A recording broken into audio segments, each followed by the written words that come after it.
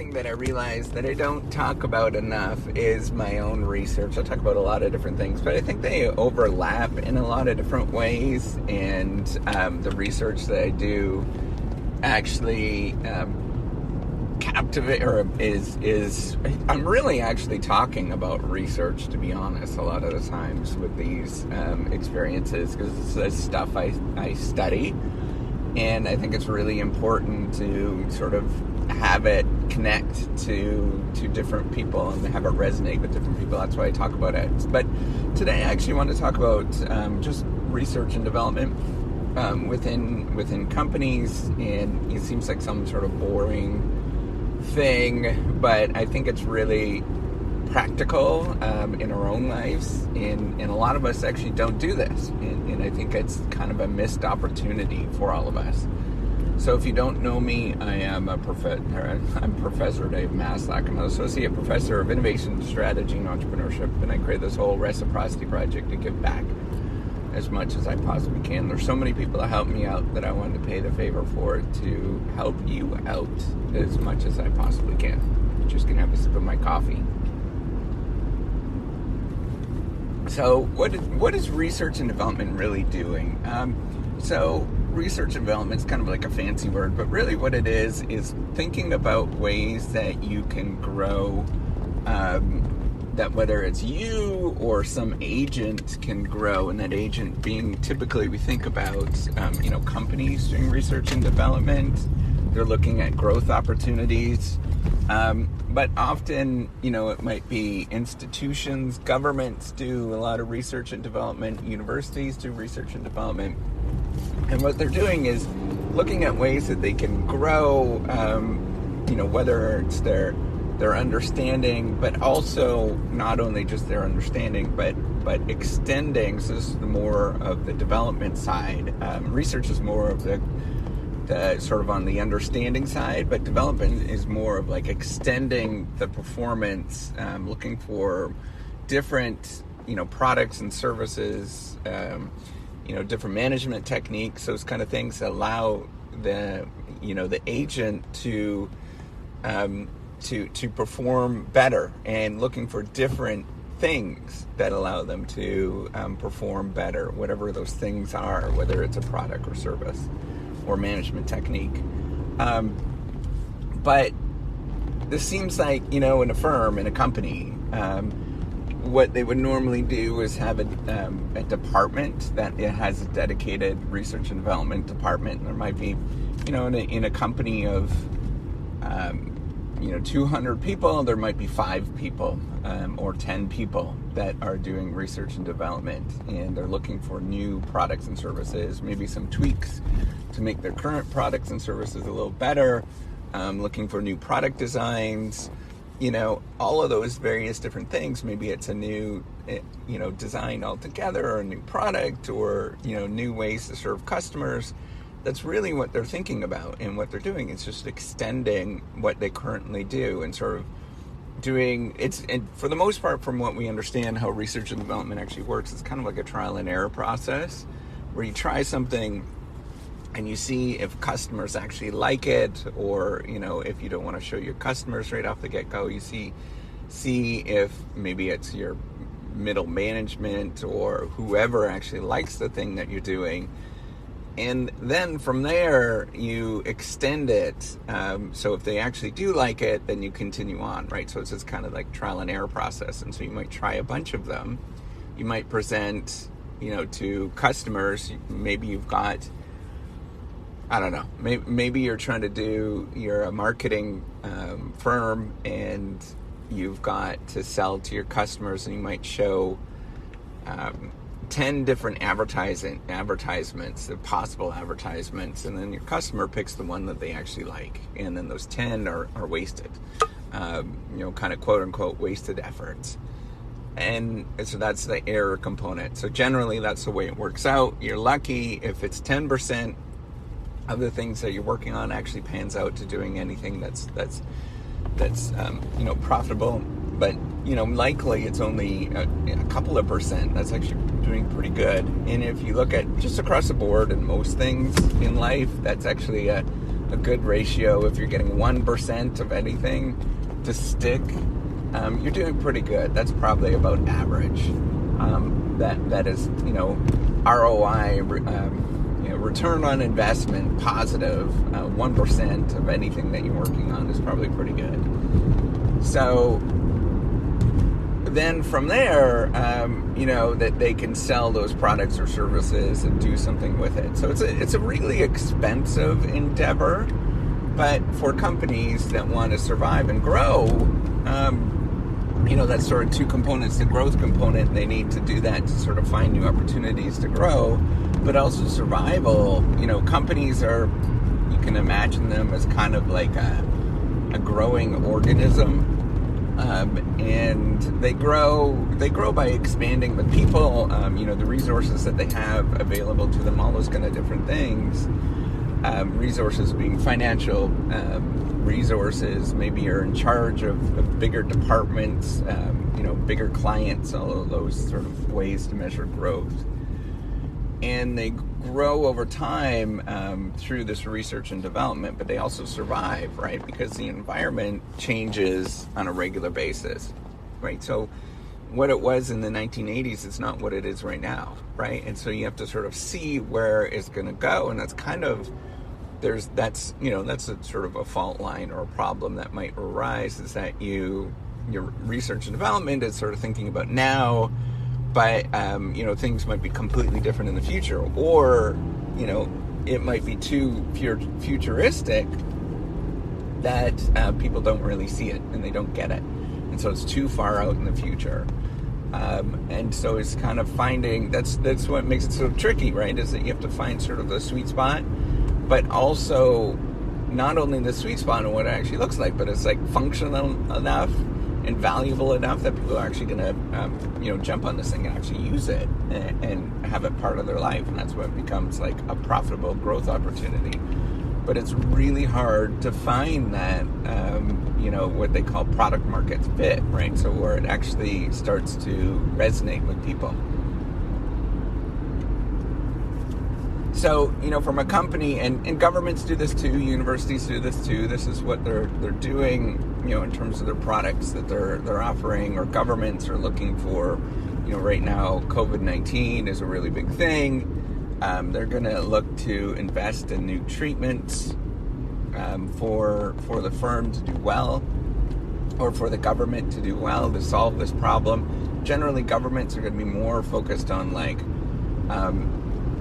increased welfare or well-being of the population, and they're going to make strategic investments in those kind of things, right? Like how can they grow and make a healthy, a healthy body of people, right? Like a population of people, constituents.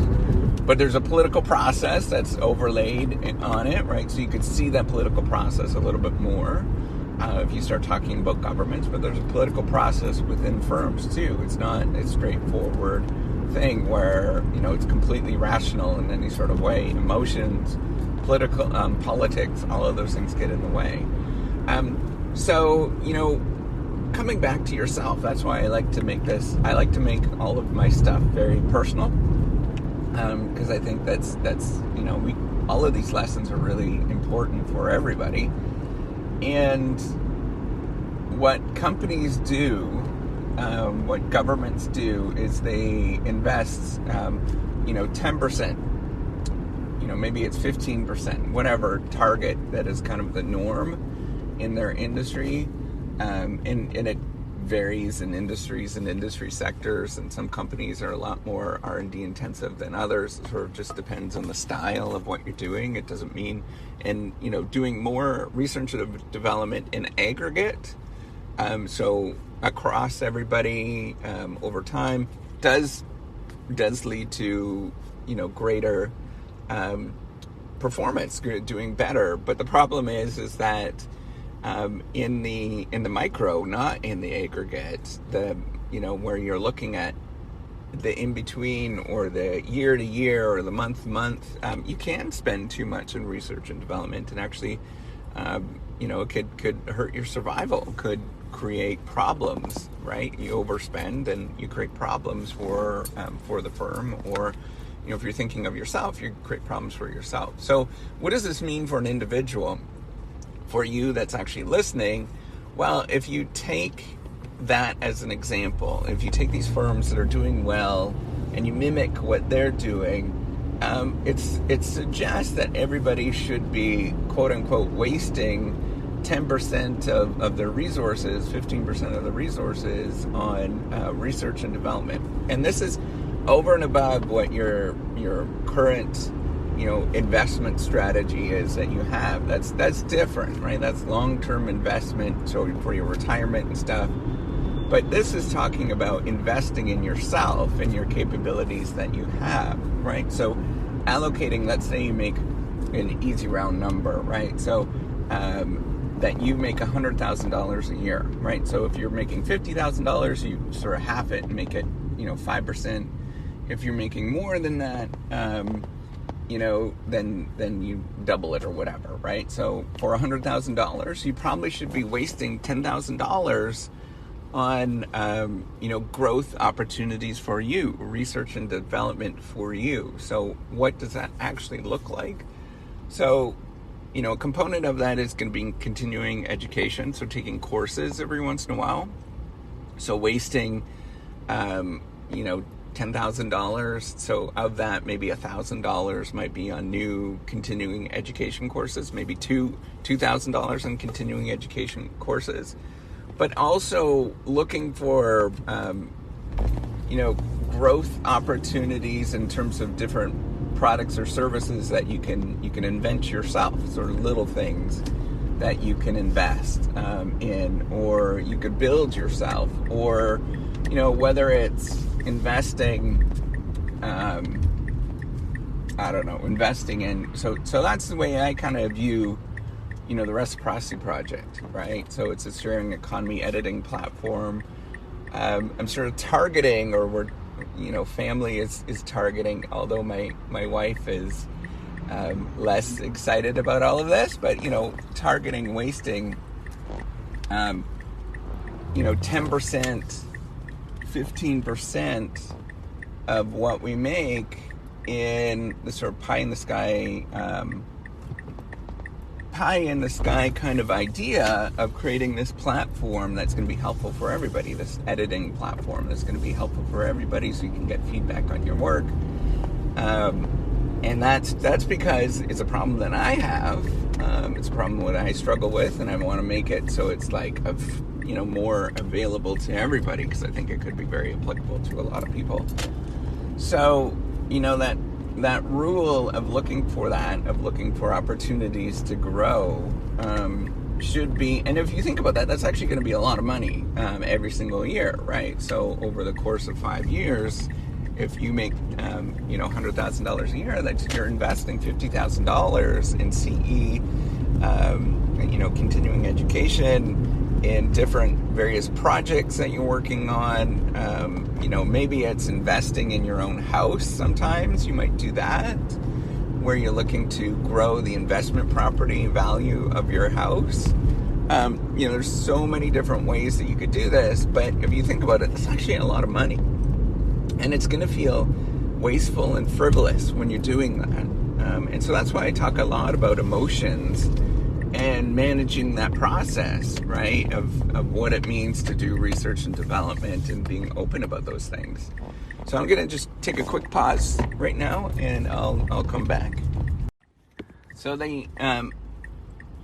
as I was saying, is that this is going to be incredibly emotional, and it's going to be incredibly difficult to do, right? So how all this is going to play out, and I haven't seen too much. I've seen a little bit in the research about, what this all kind of looks like in innovation and entrepreneurship, but, this is more of, personal experience, and it's hard to capture some of these things unless you sort of tell the narrative of this. So what's going to happen is that, you might have an idea that you're just like, oh, this is really cool, I want to pursue this thing.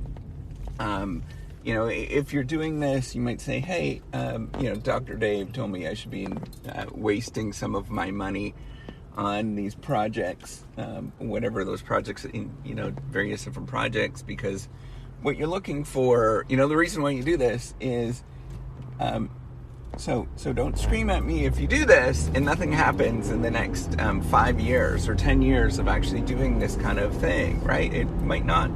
Generally, it might not at all, right? What you're looking for with research and development is something that is going to pan out in the very long term, right? So the very long term might be 20 years from now. You might sort of strike the right chord and something might happen, right? And that's kind of what, if you're looking at what Google does and Facebook and all these large companies and all those kind of things, that's kind of what they do, right? So that they have this sort of short-term things that they're working on, and that's more of like client services and working with customers and all those kind of things. But also there's these research and development things that they're working on.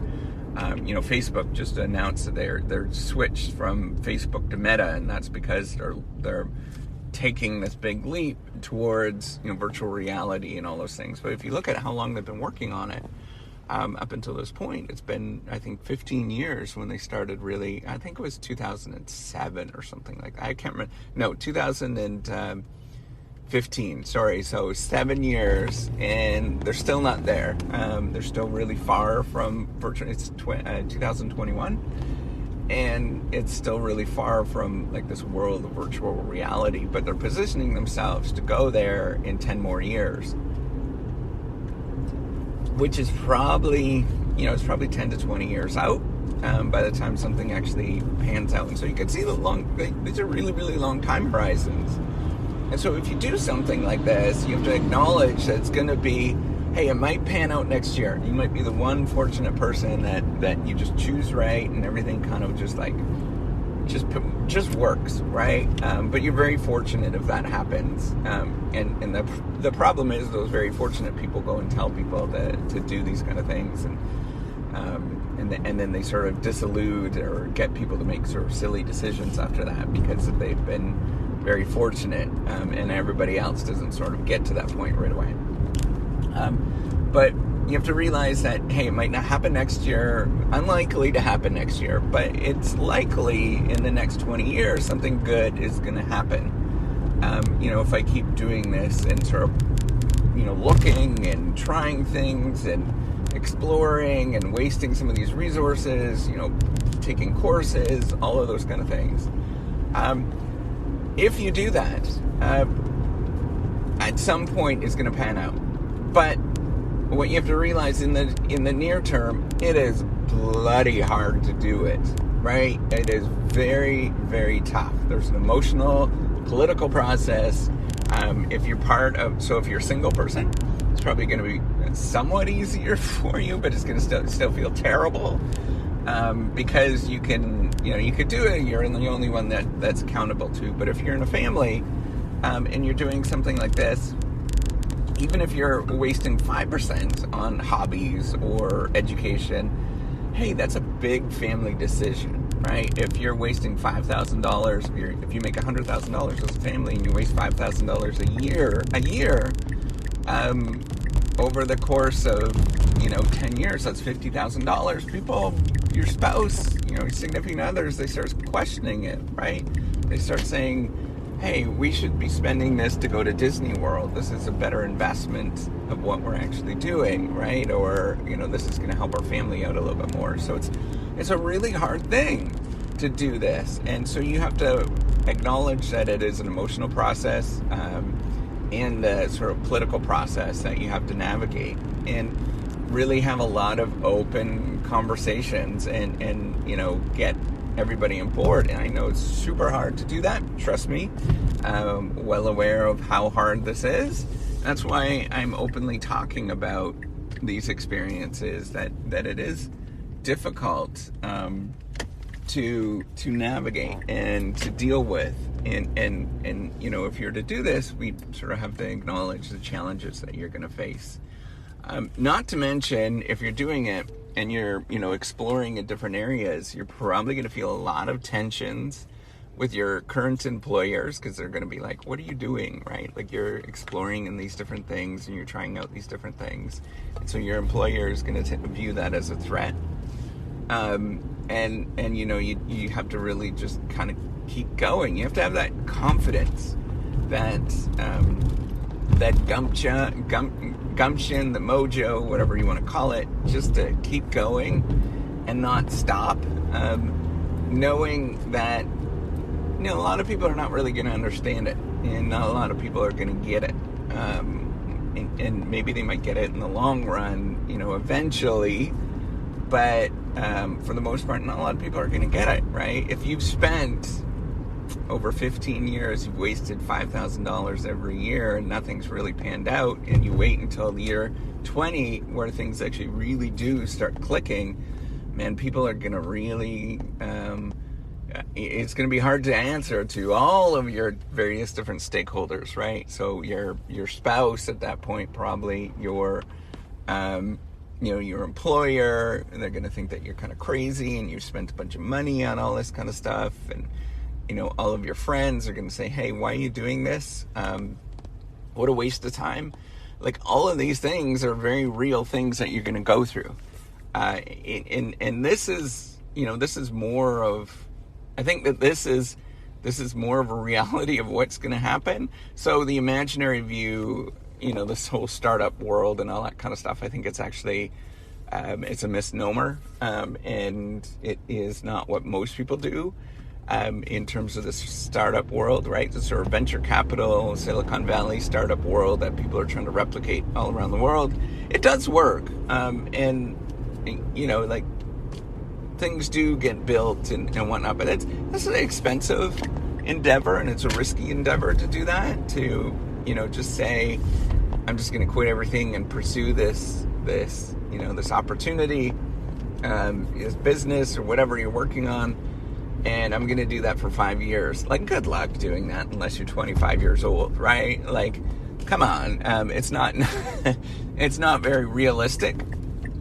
But, if you sort of gradually build things, incrementally build it, what does that actually look like to get to the point where you're actually building something that is viable and that's sort of self-sustaining? And that's kind of what I'm doing, right? Like, with the Reciprocity Project, this is very real, and I sort of talk about what it actually means to do this, right? So it means providing an enormous amount of content, because nobody's ever going to look at your stuff unless they understand what you're about, and you have to talk about it constantly. If you think about, what Facebook or Google or whatever, right? Any of these companies do, they spend a lot of money. They spend, probably equivalent amount, 10%. Of the resources on marketing and talking about things, and just this is where we're going and all those kind of things, right? There's lots of information provision that happens, and you have to be the one person that's doing that, and so it's like super hard to do these kind of things, right? Like, it's that's a moral of the story with research and development. In theory, in the long run, it's beautiful, right? And it does pan out. You look at pretty near every paper that's out there that sort of accounts for research and development, pretty near, I'm not aware of too many that show a negative relationship between that. Generally, it shows a positive relationship, but you're looking at, on an aggregate, across all companies, and across time, right? Across an awful lot of time, often, decades, that this data looks like. And you have to realize that is going to pan out in the long run, but you have to know that this is a process that in the short run is a heck of a lot harder than one would ever think. So if you're planning on doing anything like this, just expect it to be tricky. Don't expect it to be like a quick win. Just know it's going to be a long grind, and that's why I want to talk about these things. Is like, hey, we're never in this stuff to do a quick win, right? Even if you're investing in the stock market, anybody that does day trading or trading within a year or even a couple of years, yeah, it's risky. It's very risky. You can lose a lot. But if you are buying and holding, and you buy and hold for 20 years, it actually is a pretty good investment to do that. You do make a substantial amount of money. Every 7 years, your money doubles in the stock market. And so you can kind of expect that with what you're doing, right? To get to the point where you have a double. Let's say you're making $1,000. Let's say you're making, it's bringing in $1,000 right now. Whatever thing that you're working on per year, you could expect that to double in 7 years, and that would be a reasonable growth trajectory. That's at the market. But then the next 7 years, right? So you've got 1,000 is bringing in 1,000 a year. This 7 years, and then the next 7 years is going to be bringing in 2,000, and then the next one's it's $4,000. So in 21 years, it's bringing in $4,000. But then let's say per month, and then at year 28, you're looking at it's bringing in $16,000, which is pretty substantial. I don't think anybody would ever sort of throw that out in any sort of way. But here's the cool thing: is that year was it 28, and then we gotta go. I'm totally blanking at year 35. Which is, if you start this when you're 60, or you start this when you're 30, and then by the time you're 65, you're bringing, what did I say? So 16, you're bringing in $32,000 a month. And that is no way nobody's ever going to argue about that, right? Like, that is a lot. But that is the reasonable expectation to sort of think about. Of what this might actually take and how long it's going to take to actually get to something that is, reasonable, that you're going to be happy with, right? And that you're like, okay, it's been worth it. And then at that point, when you're 65 years old, you can be like, it was totally worth it because we're bringing in, what did I say it was? 16, double of 16. No, it was more than that, whatever. Double of 16, right? So 100 and something thousand a month. Was it more? What is it? Like 156? Yeah, 156,000 a month. I mean, that's a stinking load of money. And you look back and you're going to say, hey, that was really wise. But for those first, those 14 years, you're going to be like, man, this is stupid. I'm doing all this work for $1,000. I'm doing all a month. I'm doing all this work for, you're 14 years in. You're like, oh man, I'm doing all this work for $2,000 a month. Come on, like that is crazy. But then after a while, the compounding stuff starts kicking in, and sort of magical stuff starts happening, right? And we have to realize that that's what it takes. That's the reasonable assumption here, that it should take you 35 years to get to the point where it's actually a reasonable, risk, and you're happy with what actually happened. So, long story short, it does pay off in the long run. Good luck in the short term. It's going to be an emotional, difficult, challenging ride, and few people are going to believe in you. And research and development is not a linear process. People are going to crap on you like nobody's business, but you just got to get used to it. That's what it's all about. So with that, give me a thumbs up. Do subscribe to the YouTube channel. Thanks for listening. Take care. Bye.